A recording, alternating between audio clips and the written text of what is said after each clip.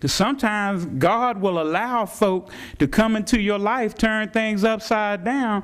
Ain't no needing us being mad at them. That rascal stole my radio.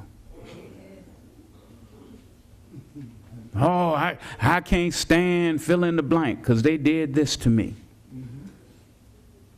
And that doesn't change anything. And please understand.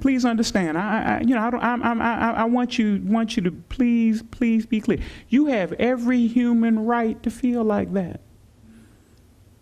If you didn't feel that way, you know, there might be something wrong with you. You got every human right to feel like that, but it's not productive. Sometimes we mad at folk who done gone on, we still mad. They gone. They ain't even on earth anymore. We still, every time, I think about them, I get mad. Why? They ain't thinking about you. Yeah, they messed you over. Yeah, they dogged you out. Yeah, but it's over. Get over it. You got to move on. Because if not, you'll get stuck in an inappropriate response and you won't be good for yourself or nobody else. Get over it. It is normal to experience some self-pity and moods of depression when the bottom falls out. You know, we were taught about the Kubler-Ross theory of grieving. And they said when a significant emotional event takes place, that the first thing that you do, you go to this phase that they call welcome to hell. I mean, the bottom that fell out, you in the bottom of this pit, you wondering how you got there, how I'm going to get out of here. Oh, I'm hurting, I'm in pain, I don't know what I'm going to do. Oh, woe is me. And some folk get in that pit and they stay right there.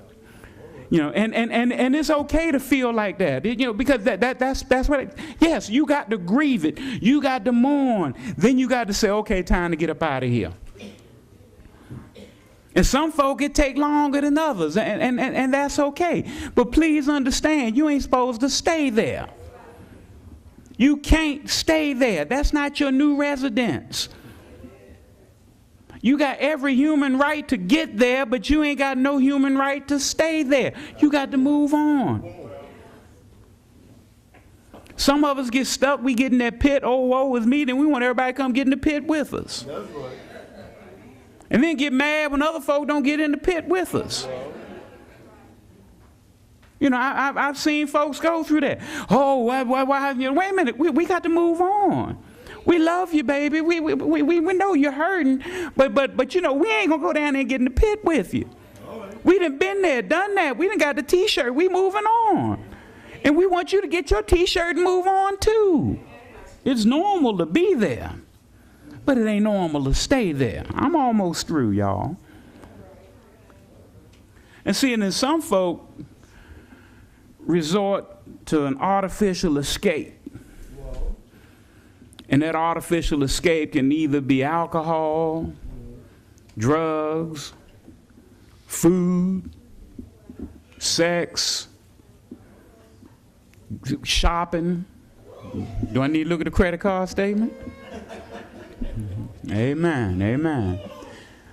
Because we end up finding an inappropriate response in order for me to forget what I'm going through. And if I can just go do this and I'll just forget about it and it'll go away if I ignore it, believe me, it ain't going nowhere. You got to deal with it. You can't find comfort in the bottom of the bottle. You can't smoke enough crack for your problems to go away. You can't run with lottie-dottie and everybody and think that when you get up that your problems will have miraculously disappeared.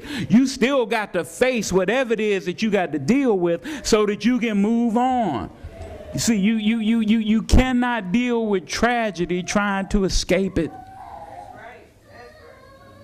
You cannot deal with tragedy trying to feel sorry for yourself out of it. You can't deal with your tragedy being mad at somebody else about it. And then you can't condemn yourself to make it better.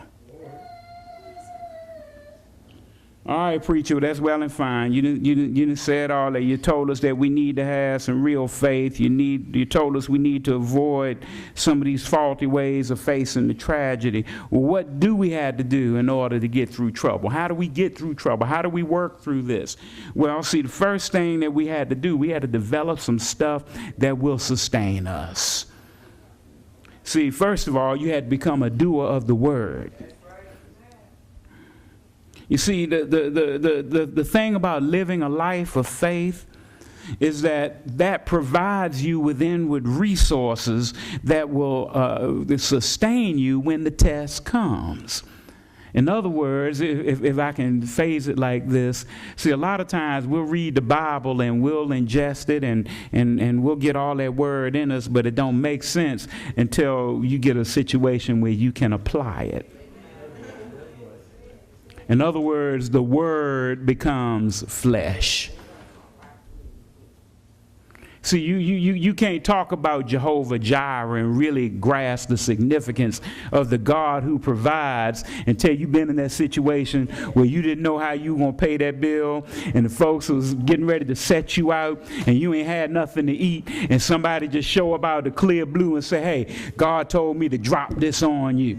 So you don't know about the Jehovah that heals until you've been on your sick bed and turn your face to the wall and say, Lord, have mercy on me, and then the doctor say something happened, and I really don't know what it was. See, you don't know about the Lord who brings peace until you've been in a situation where all hell breaking loose around you and everybody acting crazy, and in the midst of that storm you just sitting there thinking, you know, I've been tossed and driven, but the Lord will make a way somehow. I can go lay down and go to sleep, because the Bible says the Lord neither slumbers nor sleep. Ain't no need in both of us being up all night. See, when you come to the point where that word becomes flesh. See, you know one of our big problems is, see, we rely too much on what our friends say.